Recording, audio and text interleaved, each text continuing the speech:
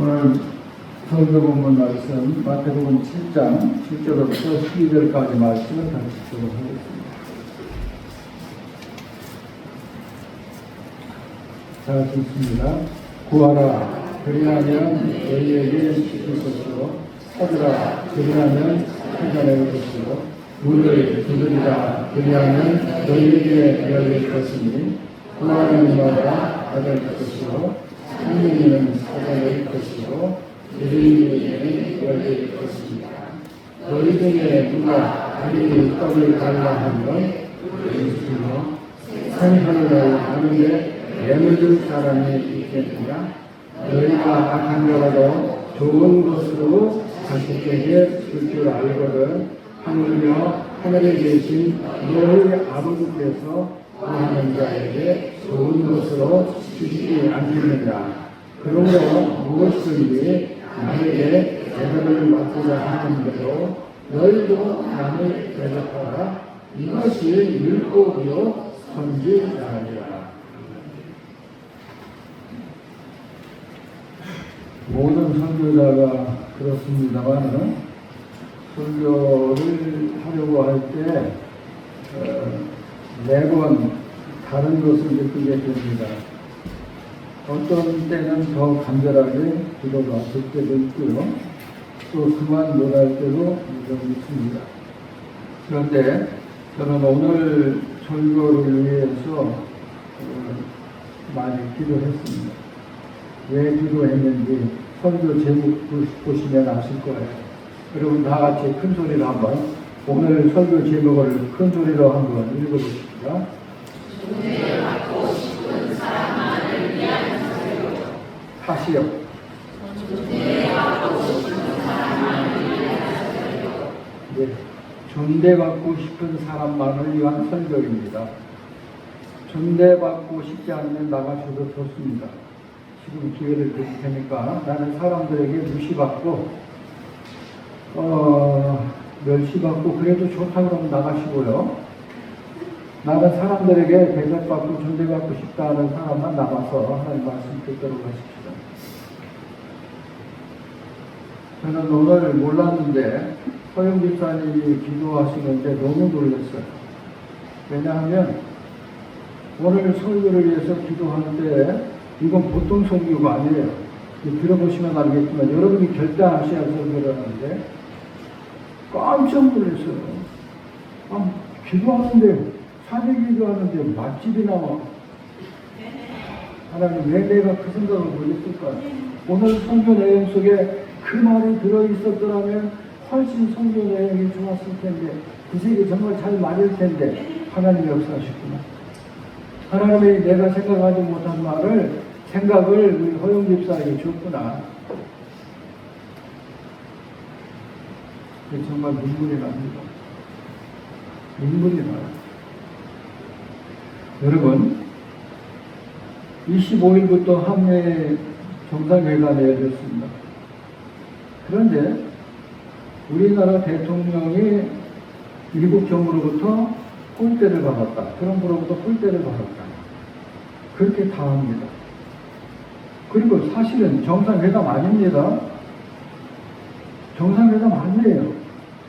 양자회담이에요. 백악관의 유튜브에 문서에 서밋 미팅이라고 나와 있잖아요. 서밋이라고 하면 정상이란 말이에요. 그런데 바이레탈 미팅, 양자회담이라고. 우리나라가 호명이 날뛰고 있는 거예요. 대통령이 갔으니까 뭐든지 간에 대통령과 대통령이 만났으니까 그게 정상회담이다. 우리나라 언론이 사기치고 있는 거예요. 바이레탈, 양자회담, 실무회담.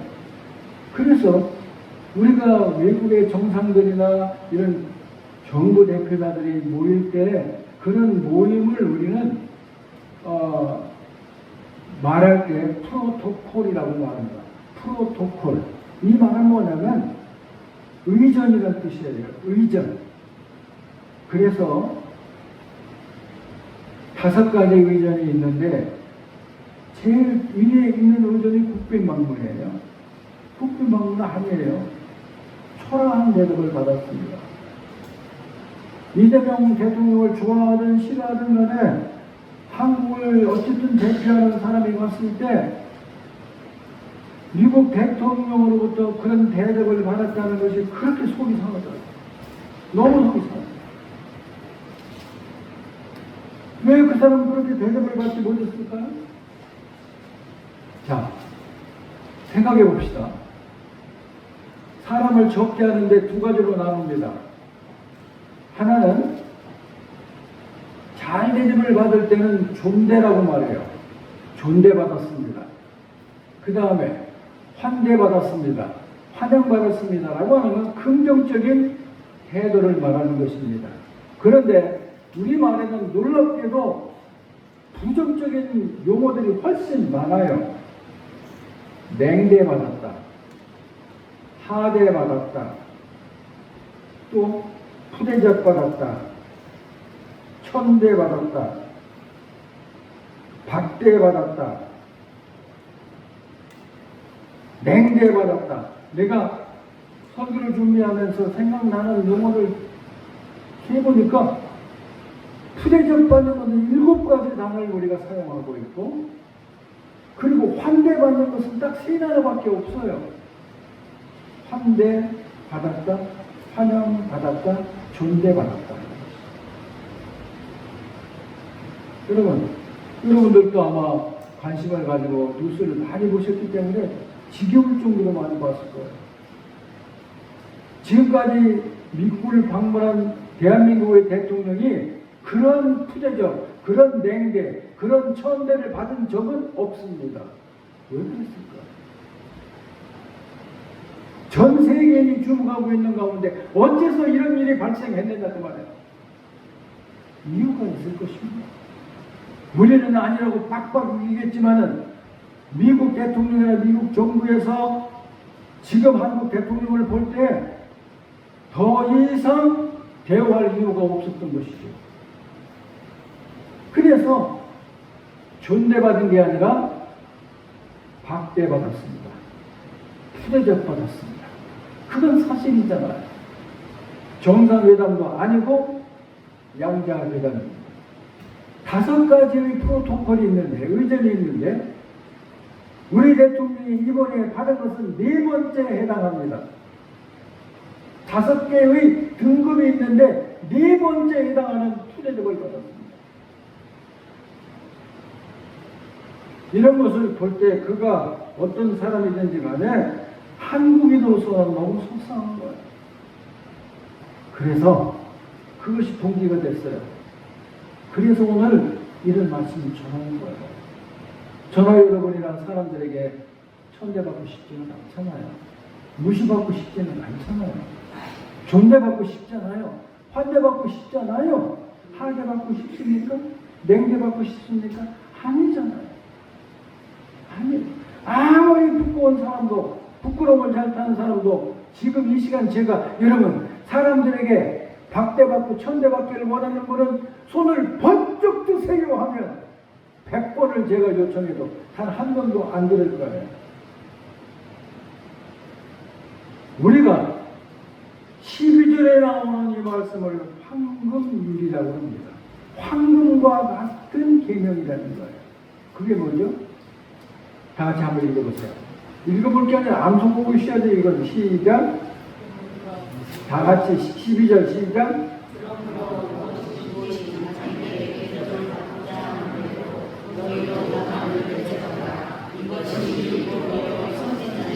그러면 대접이라는 말이 무슨 말이냐?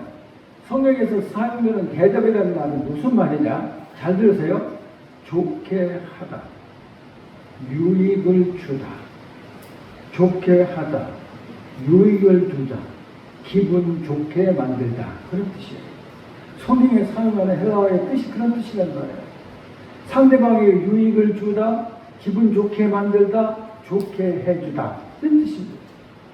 사람들이 나에게 좋게 해주기를 원하잖아요. 조금이라도 불쾌한 기분이 들면 얼마나 속상합니까? 속상하죠? 그런데 그것에 관해서 주님이 말씀하셨어요. 남에게 대접받고 싶으면, 존대받고 싶으면, 환영받고 싶으면 네가 원하는 만큼 다른 사람에게도 먼저 그렇게 하라. 다른 사람은 그렇게 하라는 거야. 네가 원하는 만큼 네가 존대받고 싶어? 사람들이 너를 정말 칭찬해주고 싶어? 너를 칭찬받기 원해? 그러면 네가 먼저 칭찬해라. 네가 먼저 친절해라. 네가 그 사람을 귀하게 대우해줘라. 그러는 거야. 이 방법밖에는 없습니다. 다른 방법이 없어요. 그래서 그 많은 규칙과 방법 가운데서 이것을 골든 룰이라고 말해요. 골든 룰. 황금과 같은, 금과 같은 규칙이다. 그래서 이 말씀이 7장 12절의 말씀이 골든 룰, 황금 룰이에요. 예수님께서 왜 세상에 오셨다고 그랬습니까? 왜 오셨어요? 대접을 받으려고? 아니요. 나는 섬김을 받으려 온 것이 아니라 섬기려 하고 많은 사람을 위하여 내 목숨을 대속으로 주려고 왔다고 하셨잖아요. 그렇게 말씀하셨어요. 또 제자들 사이에 서로 대접을 받으려고 늘 다툼이 있었을 때 주님이 뭐라고 하셨습니까? 그것도 길가에 가다가 얼마나 주님이 속상했으면 길 걸어가시면서 그런 말씀이에요. 이 세상에서 주권자들은 남에게 명령하고 대접을 받는 자이다. 누구든지 큰 자가 되려고 하는 자는 작은 자가 되어야 돼. 누구든지 주인 행세를 하고 싶으려면 종이 되어야 하느니라. 그렇게 말씀하시면서 놀라운 말씀하셨습니다. 나는 섬기는 자로 너희 중에 있느니라. 나는 섬기는 자로 너희 중에 있느니라. 이게 뭐예요? 지금 주님은 섬기는 자로 있다는 거예요. 지금. 그게 현대형이에요. 나는 섬기는 자로 너희 중에 있다.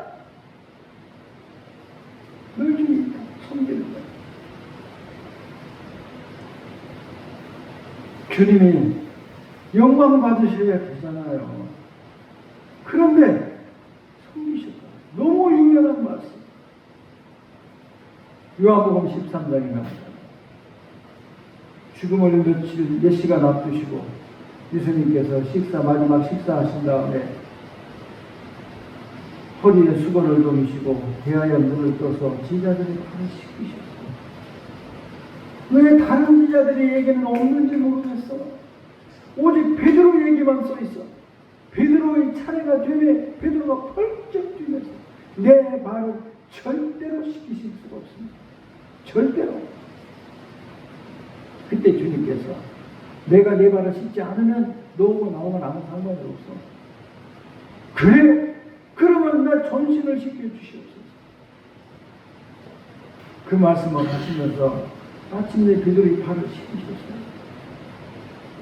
그 다음에 뭐라고 하셨어요? 너희가 잘 들으세요. 너희가 나를 주라 또는 선생이라고 부르니 너희 말이 옳도다. 내가 주와 선생이 되어 너희의 발을 씻겼으니 너희도 이렇게 하라. 내가 주와 선생이 되어 그것을 알고 너희 발을 씻겼으니 너희도 그렇게 하면 너희에게 복이 있으리라. 이 말을 그냥 듣지 마세요. 너희가 나를 선생이라 주라 하고 예수님 자신이 주와 선생님이래요.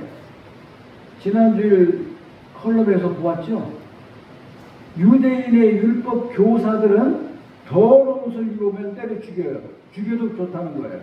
왜냐하면 유대 사회에서 최고의 존경의 대상은 교사예요. 교사. 선생님이란 말이에요. 랍비.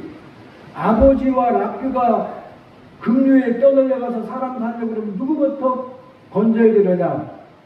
유대에서는 이렇게 가는 거예요. 랍비부터 건지라는 거예요. 왜? 12살이 넘으면 모든 유대인들은 자기를 낳아준 부모의 자식이 아니라 율법의 아들이에요.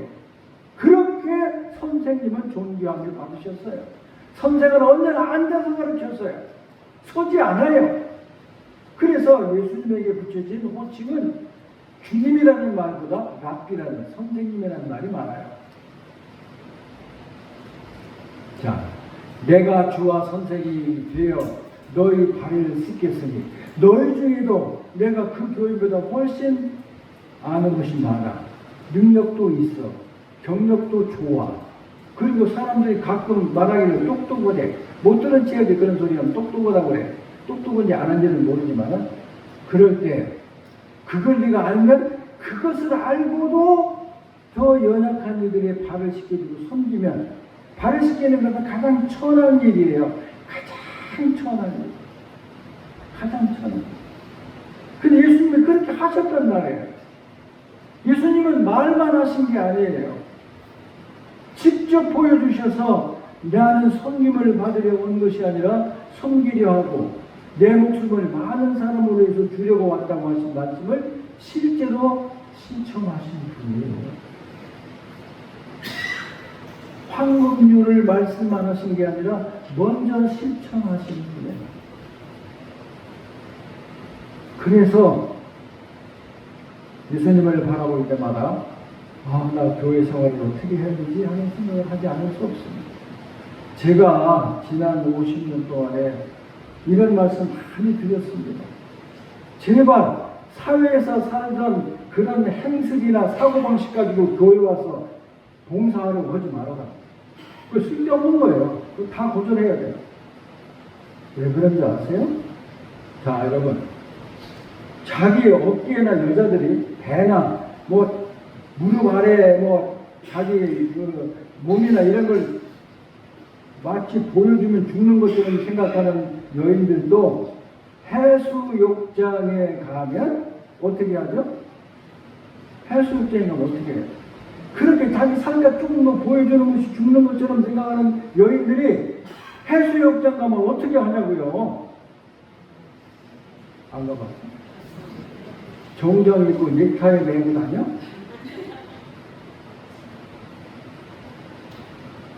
믿을 수 없는 일이 일어나잖아요. 그것은 잘하면서 왜 교회를 와서 주님을 섬기고 교회 일을 할 때 세상에 있는 생각 갖고 와서 하냐고 말이죠. 전혀 맞지 않는 거예요. 교회는 똑똑한 사람 필요 없어요. 똑똑한 사람이 일하는 거 아니에요. 그냥 문제만 일으켜요. 누가 하느냐? 순종하는 사람. 믿음으로 순종하는 사람. 그리스도에게 순종하는 사람들이 존경받아야 되는 것은 오로지 교회예요. 그래서 우리 주님이 교회를 세우신 그분이요. 교회의 머리 되시는 그분이 몇 시간 후에 자기를 배반하는 제자들의 발을 씻기셨단 말이에요. 그러시면서 너희도 이와 같이 행하라고 말씀하셨어요. 너희들도 이와 같이 하라.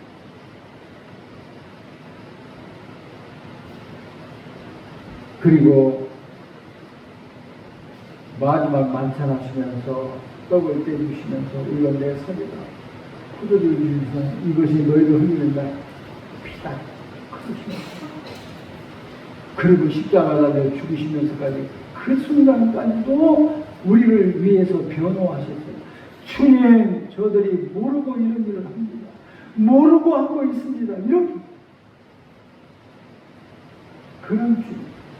가장 극적인 성경의 내용은 빌립보서 2장이나 5절부터 우리 교회가 금년에 예수의 마음을 품자. 이보다 좋은 성경 말씀은 이런 구호가 어디 있어요? 이 세상에 없어요. 예수의 마음을 품자. 예수의 마음 품으면 무슨 마음을 품는 거예요?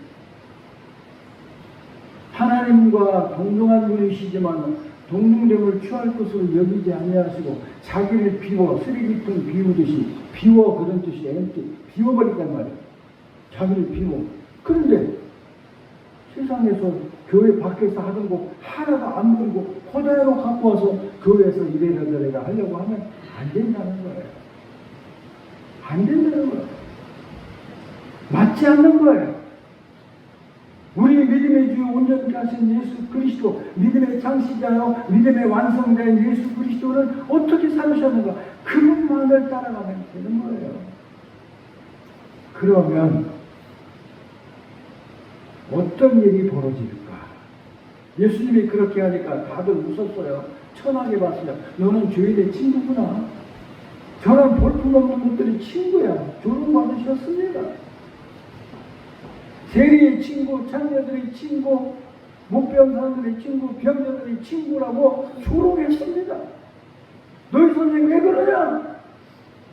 식사하니까 왜 저렇게 먹는 걸 좋아하느냐? 온갖 비난을 다 받았습니다. 다 받아들이셨어요. 근데 어떻게 됐어요?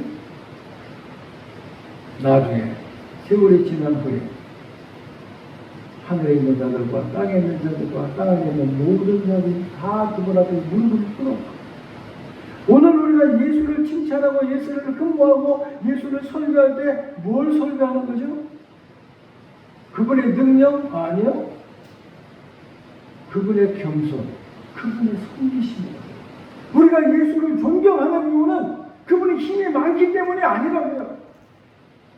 오히려 우리를 위해서 약하게 되었기 때문에, 우리를 위해서 힘을 빼버리셨기 때문에 그래요. 힘을 사용하지 않고 인내로 약한 자의 모습으로 사셨기 때문인 거예요. 그것이 존경스러운 거예요. 교회에서 가장 존경받는 사람은 누구입니까? 오늘 우리가 믿음의 길에서 읽어봤죠? 여러분, 덴마크 사람들이 이 세계의 여러 나라들 가운데 행복지수가 언제나 1위에서 3위 사이에 항상 있어요. 항상. 우리나라는 순위에 들지도 못합니다. 그런데 이 덴마크가 사회보장 제도가 잘 되어 있고 교육 시스템이 훌륭합니다. 그래서라고 생각하지만 천만에요. 그래서 오늘 제가 이 글을 썼어요. 얀네의 법칙 10가지 나오잖아요. 이것 때문에 그래요. 이 내용 전부가 뭐 하는 거예요? 다른 사람을 존대한다는 거예요. 다른 사람을 존대하기 때문에 덴마크 사람들이 부유하다, 행복하다는 거예요. 덴마크는 우리나라의 4배 4.3배 큰 나라입니다. 영토가 4.3배, 인구는 590만, 24년 통계입니다. 1인당 GDP 6만 3,400달러. 우리나라보다 약 1인당 개인 소득이 3만 달러 이상 높아요. 영토는 4.3배 커요. 인구는 뭐 한 8분의 1 정도밖에 안 돼요. 왜 행복하라고요? 사회보장 제도가 잘 됐기 때문에 천만의 말씀이에요. 여러분이 한 번 읽고 맛이 두만 두는 일이 없기를 바랍니다. 읽고 또 읽어보세요. 이런 얀네의 법칙, 얀네스노가 덴마크 모든 사람들의 마음속에 기본적인 마음 생각이라는 말이에요. 여러분, 가르치려고 들지 마세요. 인간관계를 파탄시키는 것이 바로 그것입니다. 나는 똑똑하다고 생각하지 마세요. 나는 다 안다고 생각하지 마세요. 사람들이 나에게 굉장히 신경 쓸 거라고 생각하지 마세요. 더더욱이나 다른 사람을 가르치려고 하지 마세요. 화내지 마세요. 큰 소리 치지 마세요.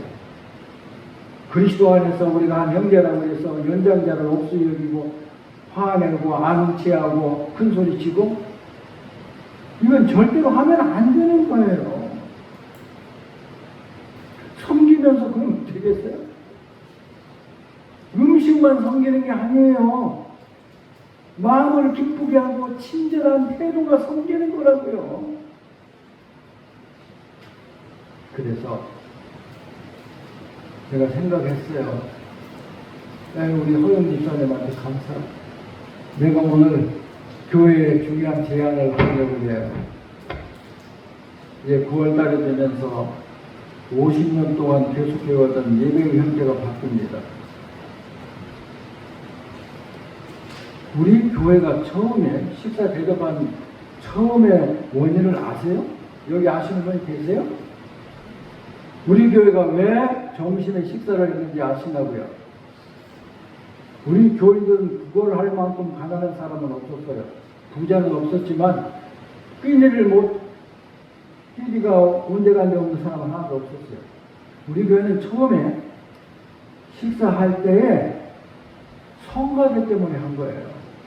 예배 마치고 다음 주일을 위해서 성가대 연습할 때 우리 성가대가 그렇게 열심히 찬양 드리고 또 연습을 하는데 우리 천연대가 한때 항상 왕성할 때는 여기 풀멤버 40명이 있었어요. 오늘 찬양을 들어보니까 40명이 앉아서 부르는 줄 알았어. 뭐 이렇게 힘있고 잘 찬송을 해. 깜짝 놀랐습니다. 그래서 제가 세봤어. 생전 안 세보다가. 그런데 그것이 점점 온 교회를 접대하는 점심 식사가 되어버린 거예요. 그러면 교인들이 생각하기를 내가 오늘 예배드리러 갔으니까 교회가 응당 점심을 줘야지, 그 생각이 과연 옳은 생각일까요? 옳지 않습니다. 그건 옳은 생각이 아니에요. 교회는 진짜 하나님 말씀대로 하는 교회는 교회 담임 목사나 풀타임으로 주님을 섬기는 사람 이외에는 절대로 교회로부터 어떤 사례도 받지 않아야 됩니다. 실제로 우리도 그렇게 하고 있어요. 왜 그렇죠? 돈이 아까워서? 돈이 없어서? 아니에요. 그것은 우리들이 하나님을 믿는 기쁜 마음과 주님이 우리를 섬긴 것에 대하여 우리가 어떻게 해야 되느냐. 그래서 우리는 우리의 모든 가진 것을 가지고 다 하나님 앞에 바치고 드리고 헌신하는 거예요. 교회 가면 밥 주냐? 그 말을 들어보시면서 신앙생활 하시는 분들도 여기 계실 거라고 믿습니다. 교회가 밥 주냐? 밥 먹는 것이 그렇게 힘들고 어려운 시대를 살아왔기 때문에 그래요. 그러면 교회는 어떻게 해야 되느냐? 우리 대통령이 미국 가서 너무나 홀대를 받고 온 것이 마음이 상하여 내가 어떻게 해야 되지? 과연 나와 그리고 우리 교회 오케친의 교인들은 다른 사람을 그렇게 홀대하고 있는가, 존대하고 있는가, 환대하고 있는가, 아니면 박대하고 있는가를 깊이 생각해 보았어요. 두 가지입니다. 특별히 우리 한국인과 세계인들은 누군가를 접대하려고 할 때 음식을 대접합니다. 왜요? 그것은 생명을 나누는 것이기 때문에 그래요. 그리고 또한 친절한 태도를 가져야 되는데 손님 접대한다고 하면서 굳이 싼 집을 찾아가고 그리고 물어보지도 않고 그저 싼 음식만 대접하고 이런 것은 별로죠. 자기 힘껏 해야는 되지만은 그렇게 대접하는 일은 아무도 없잖아요. 어떻게 하면 내가 이 교회 담임 목사를 대접할 수 있을까? 어떻게 집사님을 대접할 수 있을까? 해보셨어요? 황성훈 집사님. 다른 우리 교인들로부터 대접을 받으신 적 있어요? 식사 대접? 개인적으로? 있어요? 몇 번이나 있어요? 수도 없어? 그렇게 많이 우리 교인들이 당신을 황 집사님 접대해요? 오, 거짓말도 이렇게 잘해요. 믿을만하게. 참말이기를 바랍니다. 저는 그렇지 않습니다. 저를 접대하신 분이 여기 과연 몇 사람이나 됩니까? 곽일고 목사를 개인적으로 접대한 분이 도대체 몇 분이나 계십니까? 거의 없잖아요. 있는 분도 계시지만 거의 없잖아요. 있어도 한두 번 있을까 말까. 과연 그것이 상대방을 존대하는 것이고 상대방의 유익을 주는 것이고 상대방을 기쁘게 하는 것일까요? 아니죠. 우리는 하고 싶어도 기회가 없었기 때문에 대부분 하지 못합니다. 내가 어떤 집사님, 집사님 내가 오늘 시간 대접하고 싶어요. 그렇게 말하는 게 쉬운 일이 아니에요. 그렇게 하지 못한 경우는 좀 그렇게 하기가 어렵기 때문에 하지 않은 것이지 저나 여러분이나 다 뭐 인생에서 자기 입만 알기 때문에 그런 건 절대로 아니라고 나는 합니다. 그렇게 믿습니다. 그럼 어떻게 우리가 상대방에게 오늘 말씀과 같이 남에게 대접을 받고자 하는 대로 대접하고 싶고 방법이 뭘까요? 그래서 저는 생각한 거예요. 그런데 우리 허용 집사님을 먼저 말씀하신 거예요. 허용 집사님의 기도를 통해서 우리가 맛집을 발견하면 2시간, 3시간 아니라 몇 시간이라도 가서 그 한 끼 식사를 하고 돌아오고 싸갖고 오고 사람들에게 막 어디 가면 정말 맛있다고 소문을 냅니다. 그렇죠? 과연 우리들이 여기 앉아있는 우리들이 얼마나 서로 접대하고 당신은 나에게 소중한 분이다라고 하는 것을 교회 모든 성도들이 경험하고 공감한 적이 있느냐 그 말이에요. 교회가 뭐 바뀌니까 교회가 이거 아닙니다. 자, 예를 들어보겠습니다. 5,000명의 사람들에게 밥을 먹여야 되겠는데 어떻게 했습니까? 그건 오직 요한복음에만 기록이 되어 있어요. 요한복음 1장에 보면 거기 어떤 어린아이가 도시락 하나를 가지고 있었어요. 안드레가 그것을 어떻게 섭외했어요? 얼른 내놨겠어요? 천만에요. 무슨 말을 했는지 모르지만 내놨어요. 개인적으로 드린 거고 헌신한 거예요. 또 예수님을 초대했을 때 마리아와 마르다와 그리고 나사로가 있는 집에서 그 동네는 가난한 동네예요. 가난한 사람들이 사는 동네란 말이에요. 뭐가 대접할 게 있어요. 그런데 성경을 보면 마르다와 마리아가 예수를 모시고 잔치할 때 어떻게 대접했어? 머리를 풀어서 향유를 붓고 그 발을 씻으시고 대접하는 경우에 아브라함의 대접 대부분 얘기합니다. 아브라함이 천사들을 대접했다. 천사인 줄 몰랐습니다. 그 내용이 어떤 내용입니까? 소돔과 고모라로 가려고 하는 천사들, 사람들을 대접하고 어떻게 했습니까? 오셔서 발을 씻고 잠시 쉬시고 음식을 먹고 가시옵소서. 그러면 남의 속 끌어다가 남의 양 잡아다가 했습니까? 아니요. 자기가 가축대로 달려가서 살지고 좋은 것 송아지를 잡아서 자기 곳으로 들려갔어요.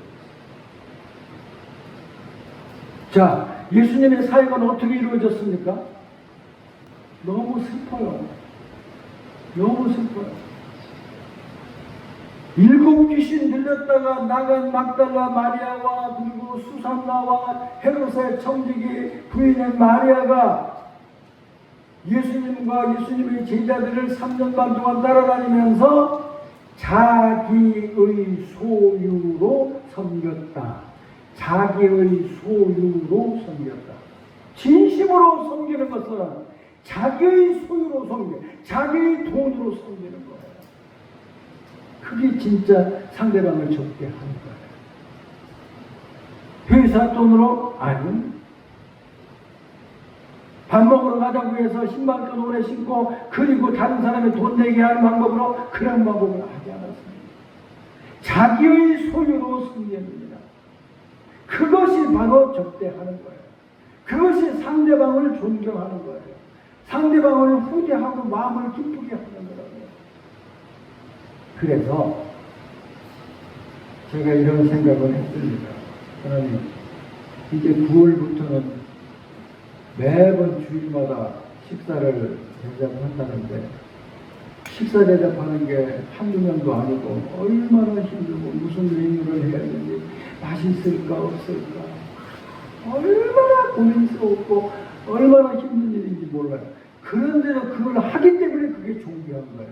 힘드니까 신경 쓰니까 하지 말자? 그건 주님의 일을 하지 말자는 얘기예요.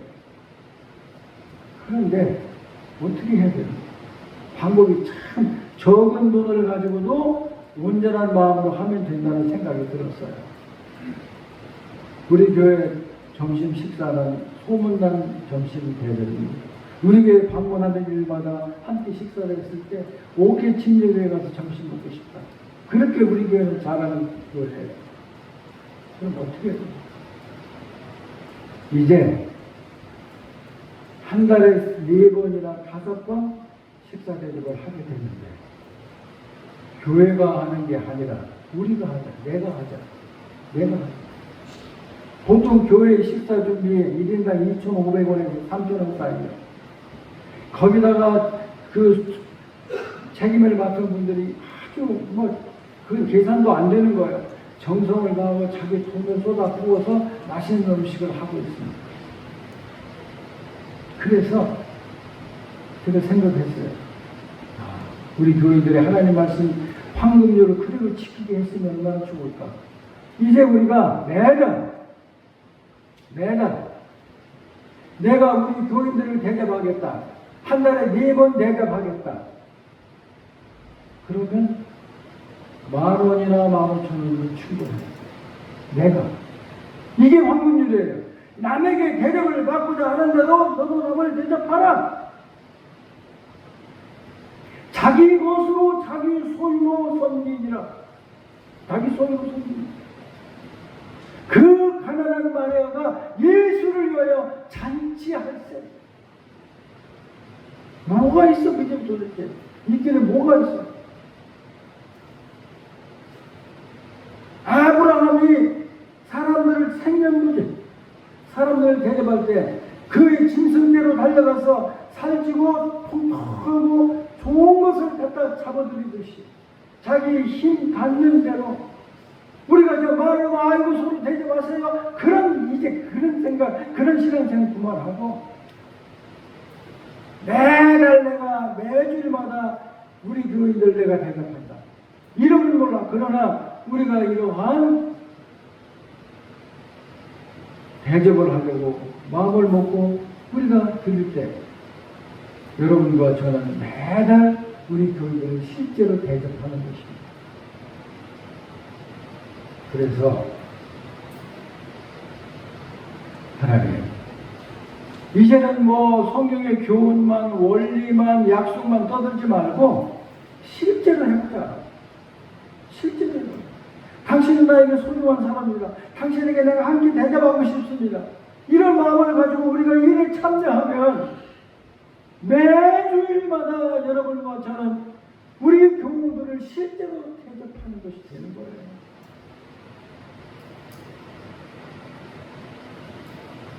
어떻습니까?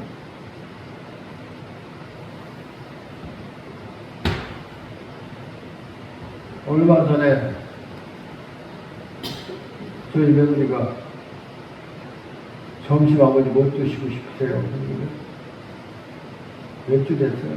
짜장면 먹고 싶다. 그랬더니 짜장면을 댓글 그거 보려왔는데 그러니까 10,000원이야. 짜장면이 10,000원이 말도 안 되는 세상에 짜장면 한 그릇에 10,000원이야. 어? 짜장면 한 그릇에 얼마라고? 짜장면 한 그릇에 얼마야? 10,000원. 너무 놀랐어요. 너무 놀랐어요. 얼마나 물가가 올랐는지 몰라요. 그런데 여러분과 제가 주일마다 먹는 음식은 도대체 음식점에서 판다면 얼마짜리일까요? 그래서 그것이 문제가 아니라 하나님 우리 교우들이 정말 말씀한 대로 내가 우리 교회 기회가 없어. 누구 집사님이나 목사님이나 어떤 그러고 같이 식사 한번 할까요? 그런 기회도 없고 그런 게 습관이 돼 있지 않아. 그런데 우리가 교회에서 매주일마다 누군가를 내가 실제로 섬겨.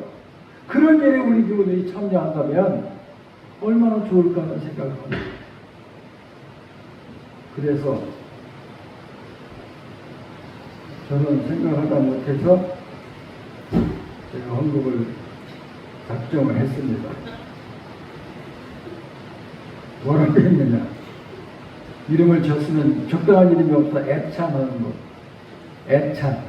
사랑애자, 반찬찬자. 성도들의 식사를 애찬이라고 해요. 애찬. 서로 사랑으로 음식을 나눈다는 뜻이에요. 그래서 제가 작정을 했습니다. 사랑하는 성도 여러분, 이건 강요도 아닙니다. 그러나 여러분에게 권면합니다. 하나님 말씀을 실천합시다. 남에게 대접을 받고자 하는 대로 대접받기를 원하고 식사 한 끼라도 대접받기를 원하지. 우리는 매주 지속적으로 상대방을 누군가를 섬길 수 있는 방법이 있다. 이 말씀을 듣고 기쁜 마음으로 하신다면 그것은 참으로 유익한 것이 될 것입니다. 한 달에 한 번. 우리는 둘이라 오는데 그러면 11,000만의 말씀이에요. 안 돼요. 우리가 다 먹잖아요. 따로따로 먹잖아요. 이런 생각을 한다면 이 교회는, 우리 교회는 얼마나 좋을까? 우리 교회가 1987년에 그때 1억 2천만 원, 현재 1억 2천만 원에 되는 우리나라 전 교단 모든 교회를 통틀어서 최초로 모트미션 선교선을 만들어서 보냈습니다. 우리는 필리핀의 마닐라에 가장 쓰레기를 주워서 먹고 사는 사람들이 그곳에 유치원 학교를 지어주고 교회를 세워준 교회이고 학교를 운영한 교회입니다. 우리는 터키에 선교 상가족을 보내서 우리는 중국에 신학교를 세워서 성공적으로 선교한 교회입니다. 지금은 뭐 국내 선교는 말할 것도 없고 우리가 한 번에 13개의 선교를 했던 교회. 지금은 어떻습니까? 우리는 탄자니아예요. 여러분이 마음만 움직이신다면, 맞아, 그럼 우리 목사님이 말하는 게 성경 말씀이에요. 우리로 하여금 하나님 말씀을 실천하게 만드는 것이네. 이걸 깨달으시고 참여하신다면 우리 교회는 한 단계 정말 놀라운 발전이 있으리라고 믿습니다. 기도합시다.